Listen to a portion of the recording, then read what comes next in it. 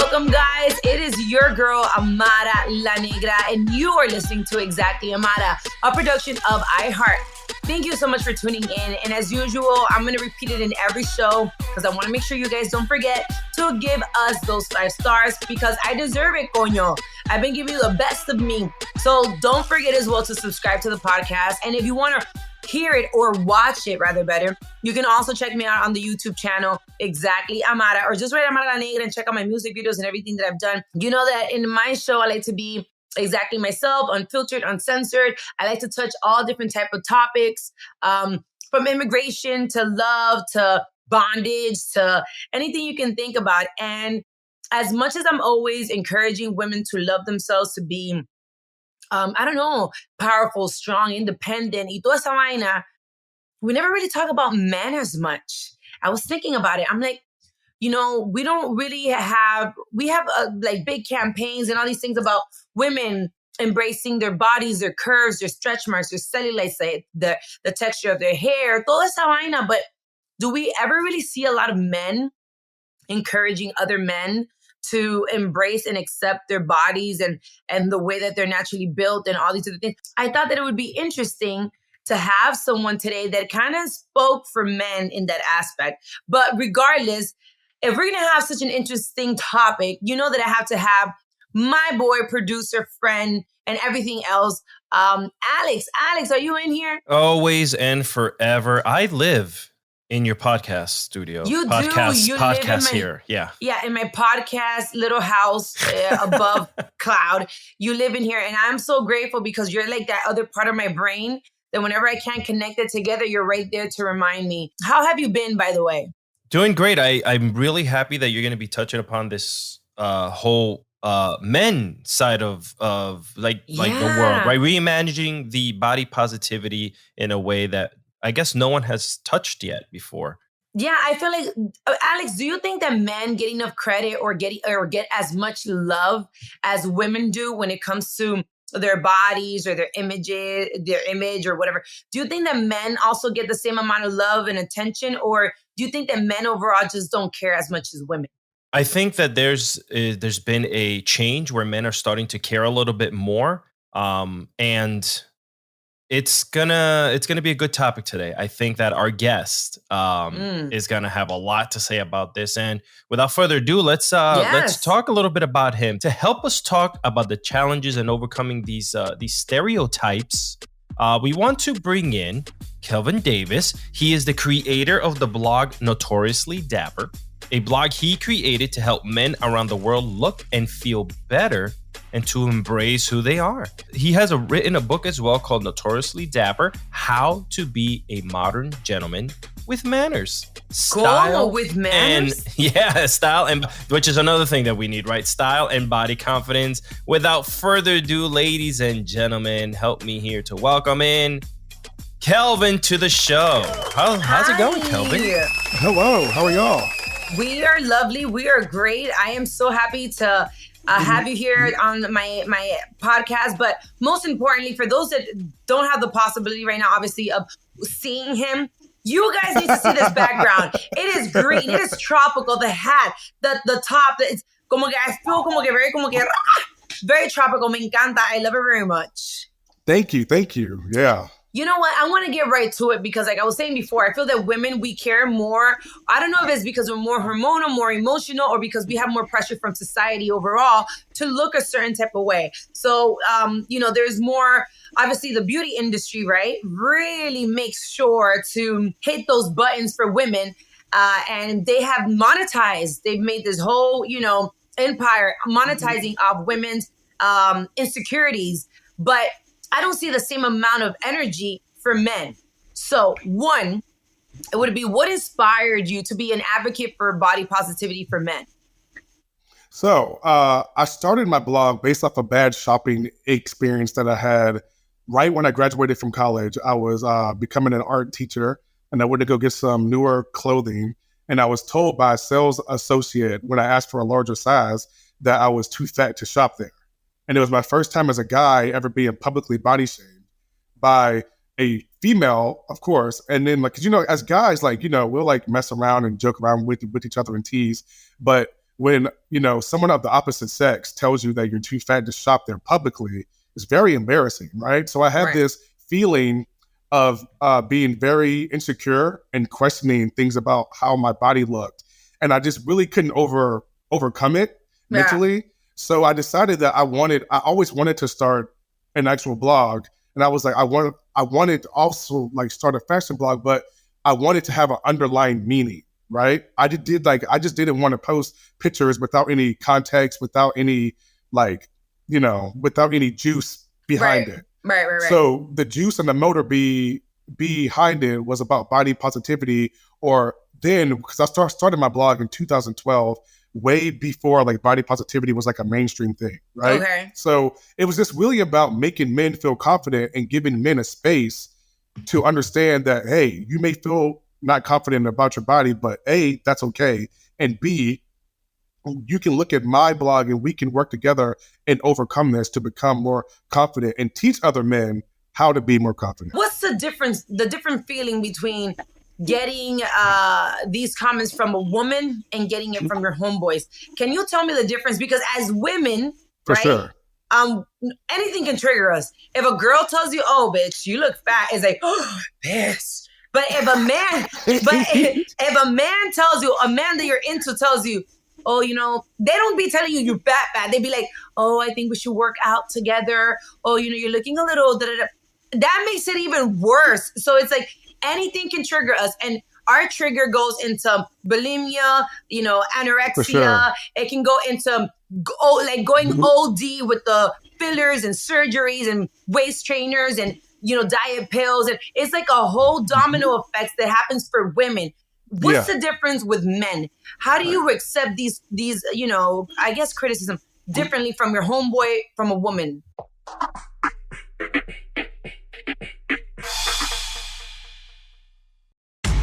So like you said, with women, it leads to like eating disorders and all those different kind of things, right? I feel like with men, it leads them to a trail of toxic masculinity. It leads them to a trail of when they feel bad about themselves, they inflict that same harm onto other people. You know what I'm saying? It's kind of like the old saying of hurt people hurt people. So it's like whenever a man hurts, it's very rare that a man will, develop those same things that a female will. He will in turn inflict emotional pain on somebody else without even acknowledging the fact that the reason why he's doing that is because he's hurt, because he's insecure, because he's all these different things. And once you become secure in yourself, you not only become a better person, but you become a better brother, better father, better human, better everything.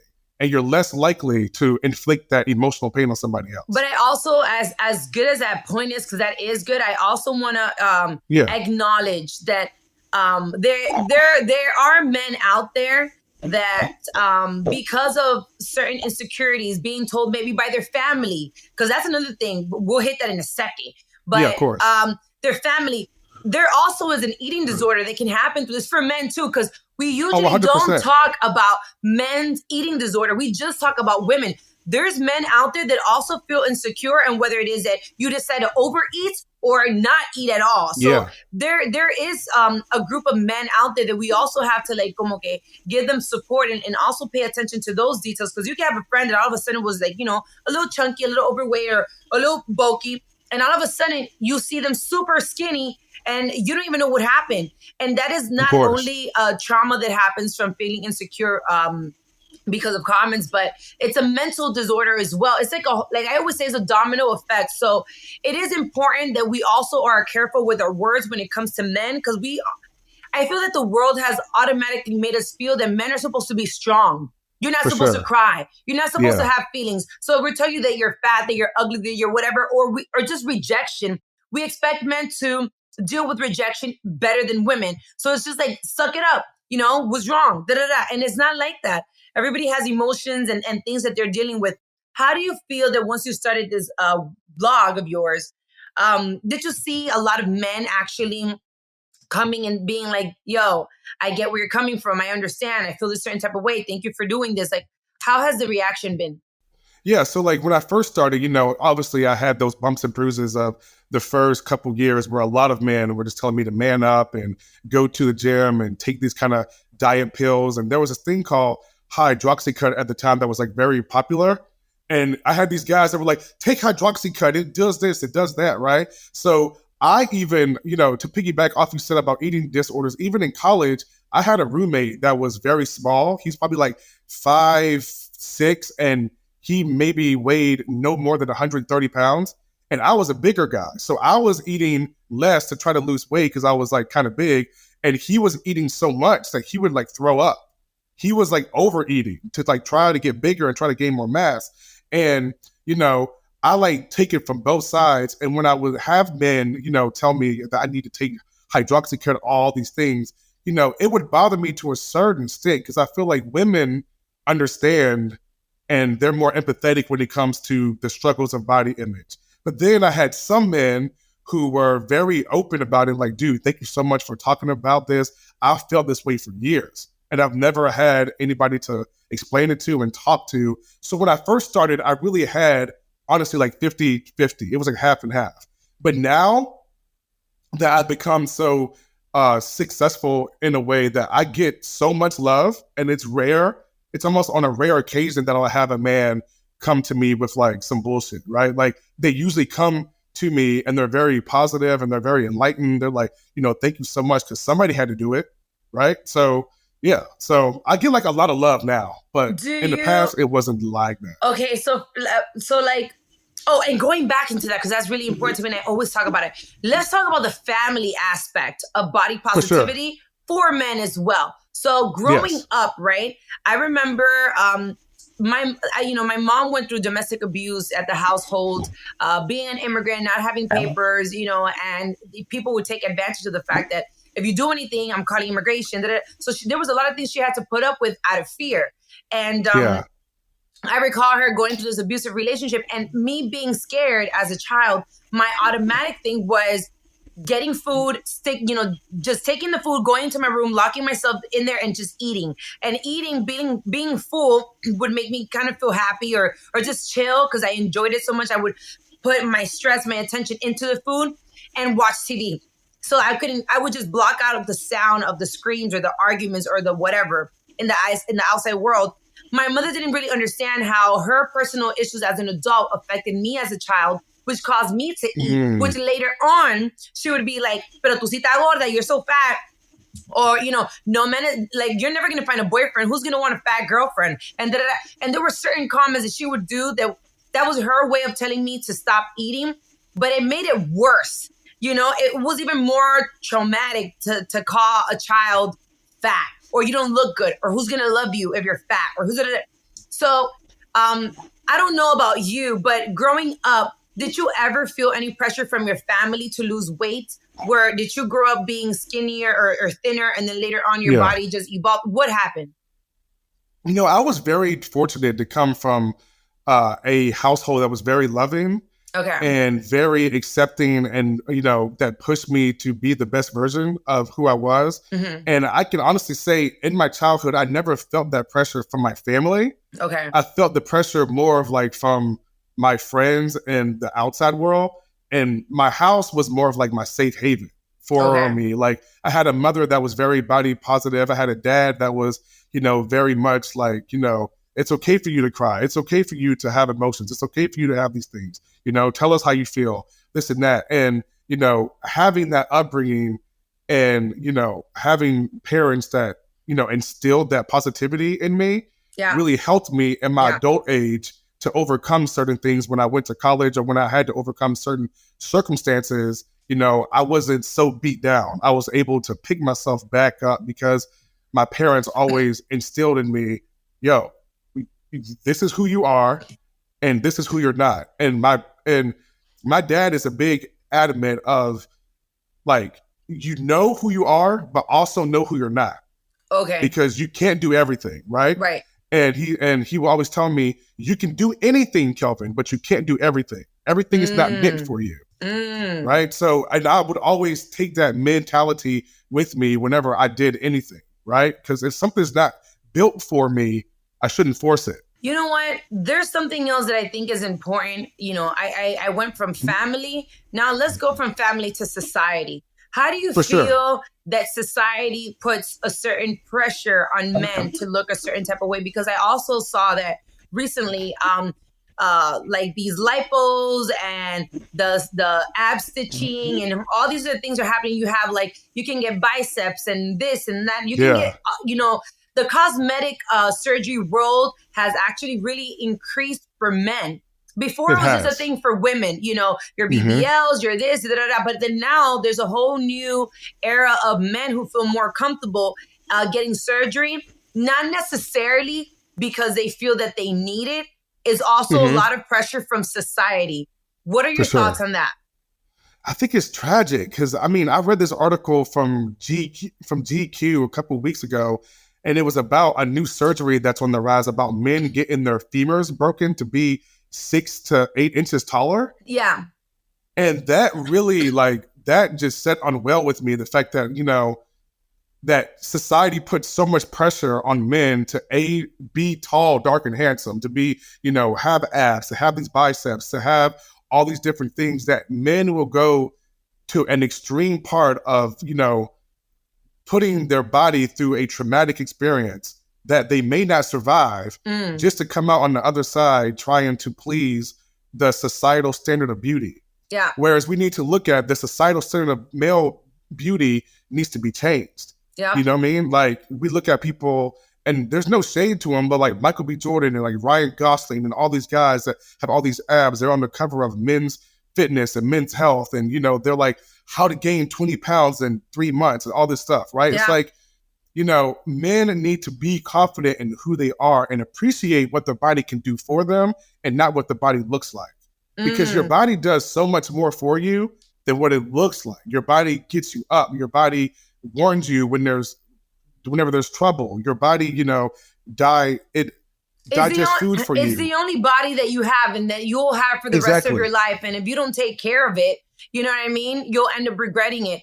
And I agree 1,000%. I feel that we don't talk about it enough, but men do have a lot of pressure to look a certain type of way.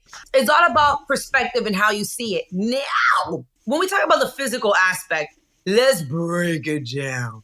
It's not just como que up here in the face, okay? We get it. Some people como que your face is a little bit, special to look at. But there's somebody out there who's going to love that face of yours. You know what I'm saying? There's some people out here who may not have hair. You know what? There's women out there that love bald guys. I love bald guys. I'm into it. It doesn't matter whether you have hair or not. Because I know a lot of men, they're insecure about not having hair. Eso no importa. Mira, they even have frontals for the men now. You can just glue it on. They do, yeah. They got braids. They got all types of stuff for you. They got the little powder thing. You put the powder hair and then you're good to go. There's many things you can do. So don't feel insecure about none of that. It doesn't even matter.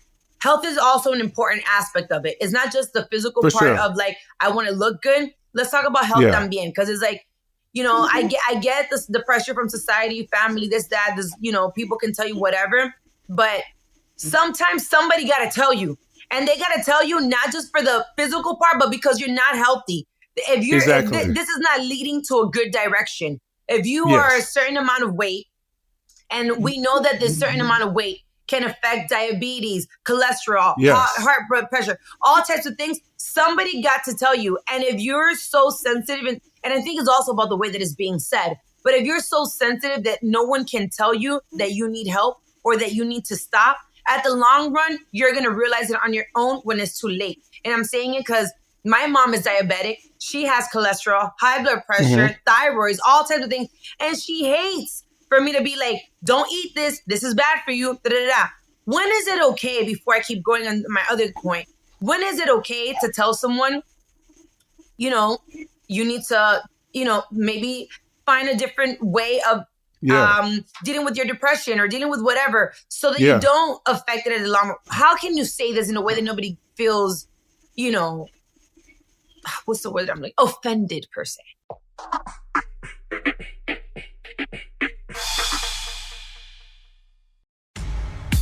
I feel like if you're close with the person, any time is a good time to try to save them, right? But how do you say it?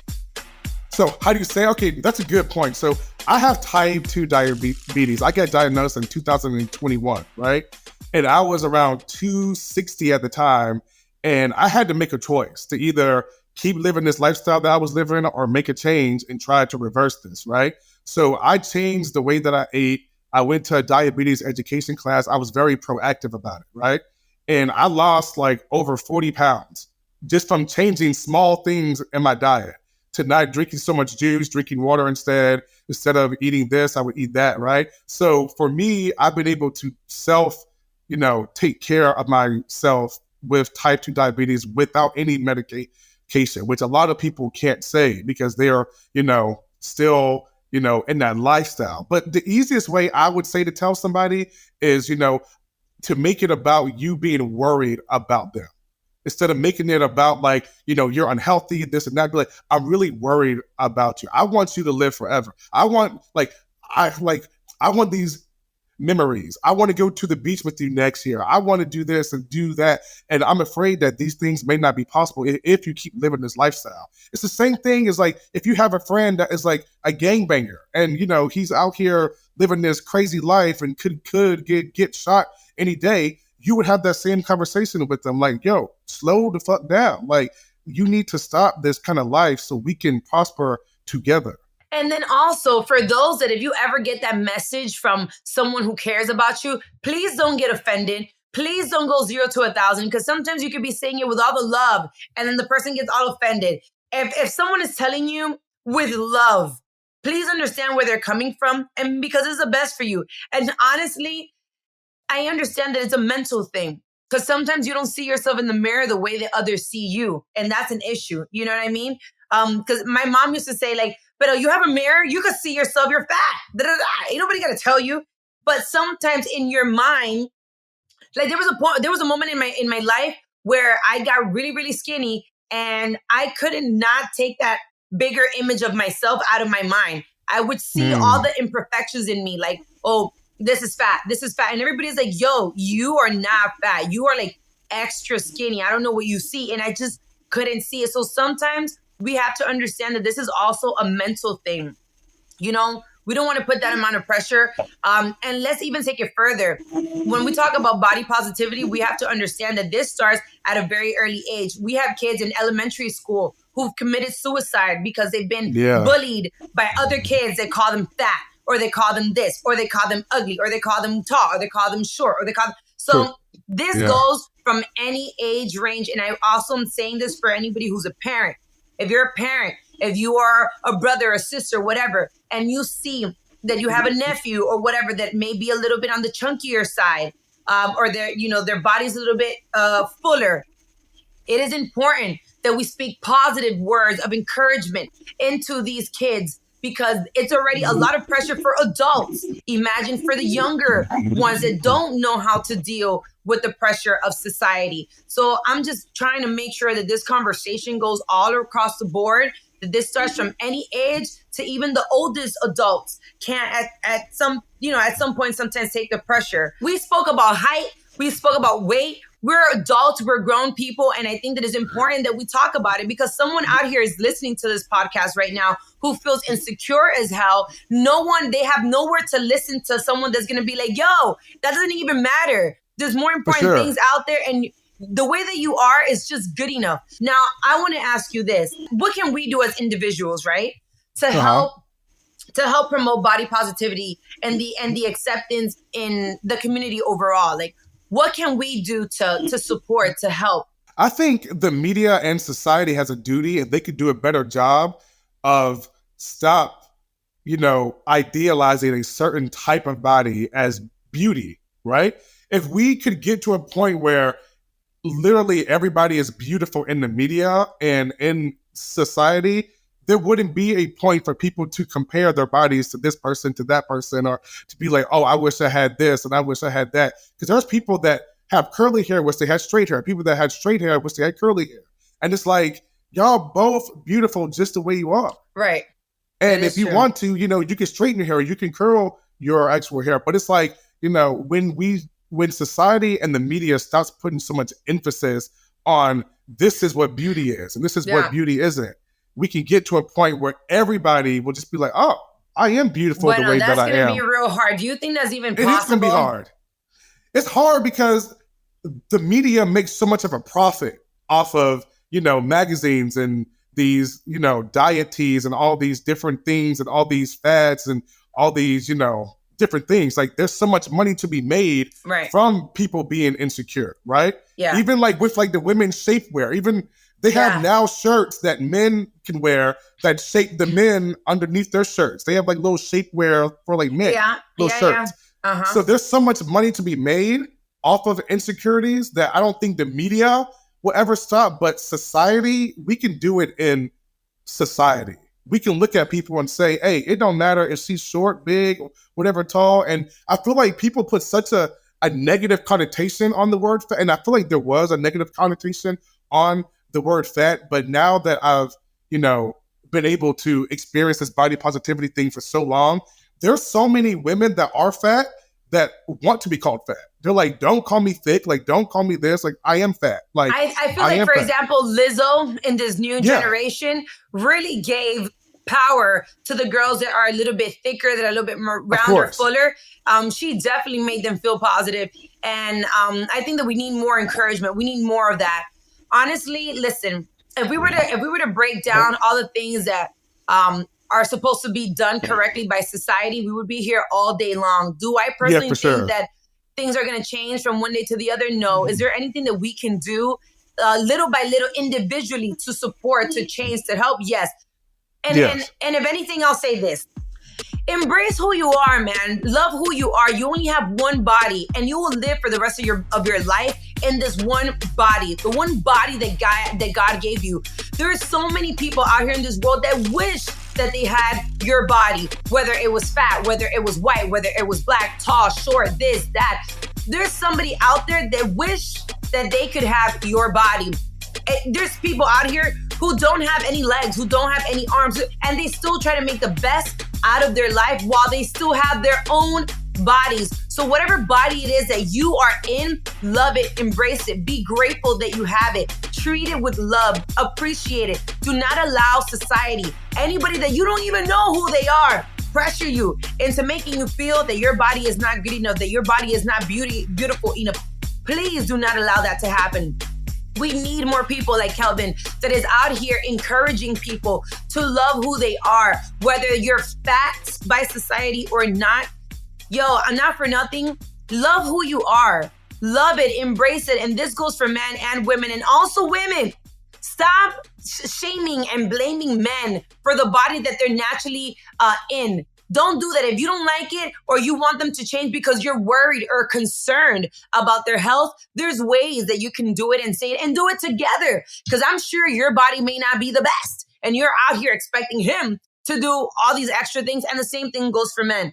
If you love your partner, if you love your sister, brother, whoever it is, help them figure out words of encouragement to help them become the best version of them.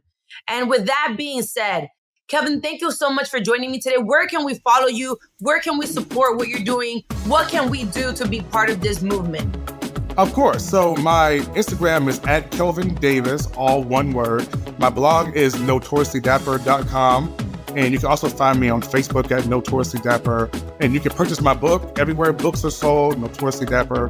Okay, I know that's right. Get them coins. Thank you all for joining. Exactly, Amara. Thank you for being part of this journey, this experience with me. Remember, you can find us and share us on all your social media platforms. Exactly, Amara. And remember, guys, this has been a production of iHeart's My Cultura Podcast Network. For more podcasts from iHeart, visit the iHeartRadio app, Apple Podcasts, or wherever you listen to your favorite shows. See you next time.